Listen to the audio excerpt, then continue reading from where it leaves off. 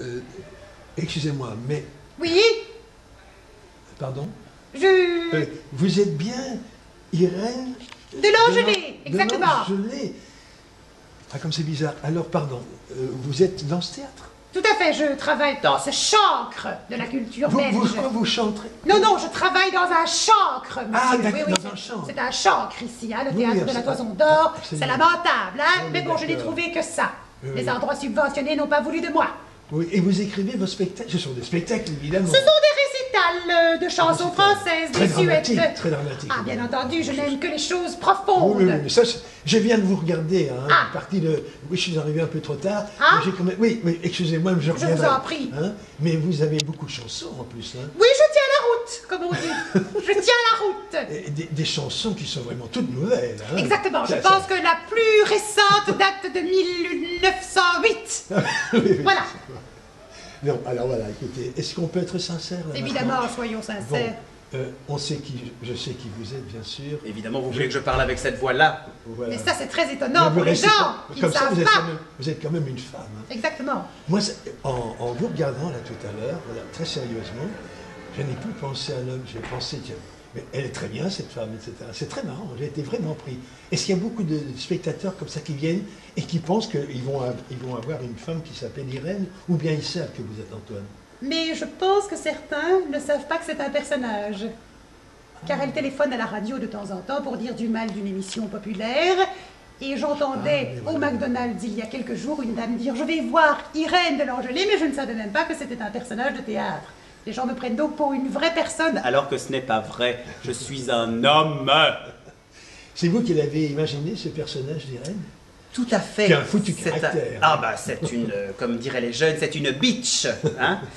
Et en fait, il y a donc, c'est très étrange pour moi évidemment de parler avec ma voix alors que je suis habillé. En Irène!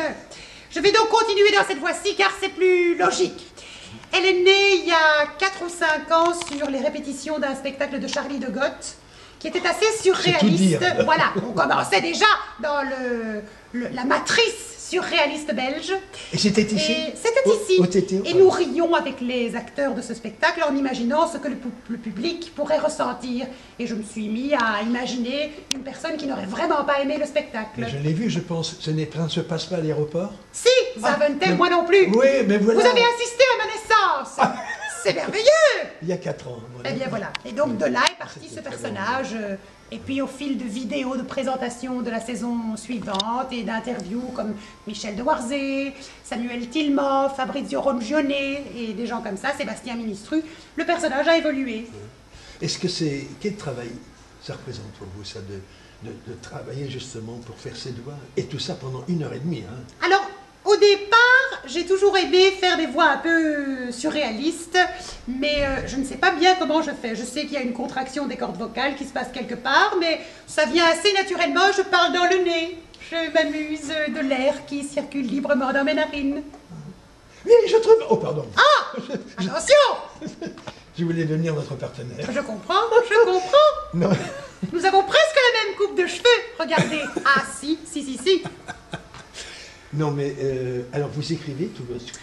Le spectacle est écrit par Sébastien Ministru. Ah, ok, d'accord. Qui a créé cette genèse de l'histoire de cette vilaine vieille femme que je suis. Je ne suis pas si vieille Elle n'est que pas, ça, voilà, je suis ça n'est éternellement entre deux âges. La route est ouverte, dirons-nous.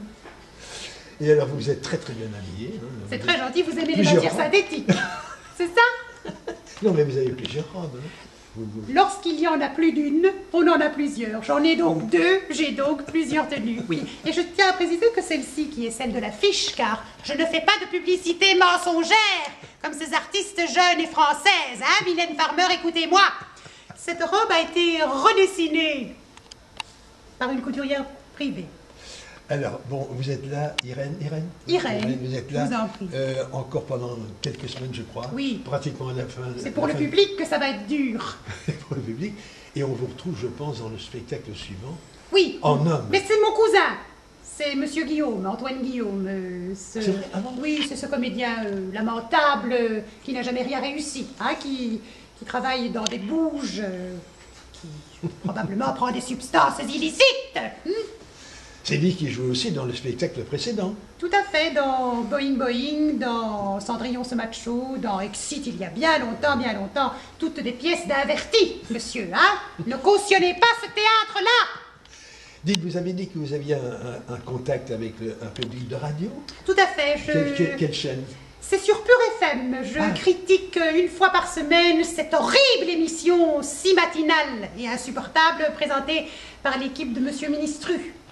Ah, d'accord. Le snooze, mais j'appelle ça le spooze, moi, car je trouve ça lamentable. Et vous faites ça le matin en direct? Oui, c'est assez rude, hein, je vous l'avoue, je suis par là, téléphone. non, Non, je vous vous faites le comme promets. Laurence Bibot, alors, un peu. Alors, c'est-à-dire que je travaille sur la chaîne de Pure FM, mais je téléphone, donc je suis dans mon lit, et je fais ça depuis la maison. Ma voisine ne m'aime pas beaucoup, hein, mais c'est tant pis pour elle. Alors, est-ce que parfois vous vous amusez à vous retrouver, Irène, quand vous êtes quelque part? Non, Jamais. ça je vous assure. Là, vous êtes Irène est dans une petite boîte que l'on ouvre vers 19h, et heureusement que l'on referme. On la referme pour l'instant. Oui. Je retrouve alors maintenant Antoine. Alors, Tout quel à est fait. vraiment, très sérieusement, votre prochain spectacle alors? Et bien là, on reprend, Oui.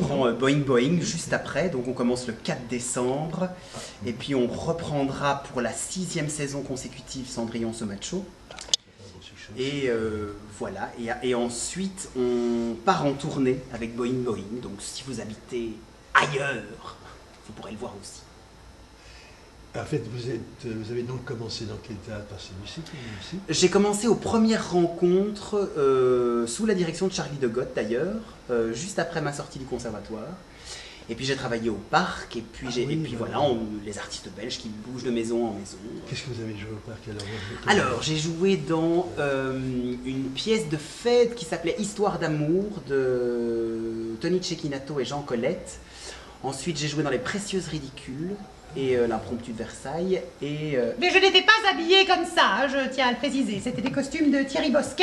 Monsieur Bosquet utilise beaucoup plus de verre dans ses costumes. Mais donc dans Les Précieuses Ridicules, et j'ai joué dans Il ne faut jurer de rien de Musset.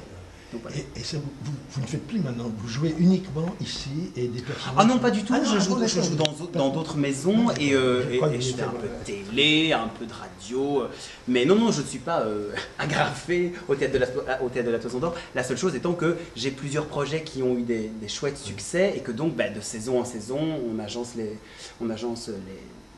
reprises avec les créations. Donc, Et ce One Woman Show, si je veux Woman Show. dire, vous ne le faites pas à la télé? Comme on vient de le créer, on va voir le succès qu'il va avoir. Voilà. Donc voilà, c'est tout à fait nouveau. Vous avez assisté à la 3e représentation. Donc voilà, il y avait eu un one-shot, une sorte de showcase il y a 2 ans. Et comme ça avait plu aux gens, on s'était dit remodulons-le et retravaillons-le et présentons-le. Il y avait une ambiance formidable tout à l'heure. Les gens sont extatiques. Quand vous leur parlez dans un bon français clair et bien articulé, le public se retrouve. Moi, je croyais, puisqu'on en parle, je croyais qu'à la fin du spectacle, en saluant, que vous alliez quitter. Vous n'avez pas de perruque? Pas du tout, ce sont mes vrais cheveux. Non, Non, vous les soignez comme tel. Exactement. Mais je veux dire, je croyais que vous alliez vous revenir un homme en vous montrant en tant qu'Antoine à ce moment-là. Eh bien, non, parce que le personnage a été travaillé de telle manière qu'elle n'est pas un travesti. Nous avons joué sur l'image d'une vieille femme aigrie et non pas Vieille, sur la... non. Non, Aigrie, oui. entre deux âges. Hein. Une femme fermente un chapitre de vie, dirons-nous. Mais Non, c'était très important pour nous de ne pas en faire un travesti, même si on est bien d'accord que je suis Antoine Guillaume habillé en femme, mais l'idée était d'en faire un personnage proche de Tootsie, qui dans la vie, dans la vie est censé être pris pour une réelle femme et pas, on ne devait pas se dire oh mon Dieu quelle créature. On se le dit quand même un peu puisqu'elle n'est pas très élégante, disons que sa beauté est surannée, mais l'envie c'était d'en faire un personnage féminin, vraiment. Donc il n'y a pas le jeu Victoria, on enlève la perruque à chaque fois, l'idée c'est juste, on vient voir cette femme qui a plein d'horreurs à dire sur tout le monde.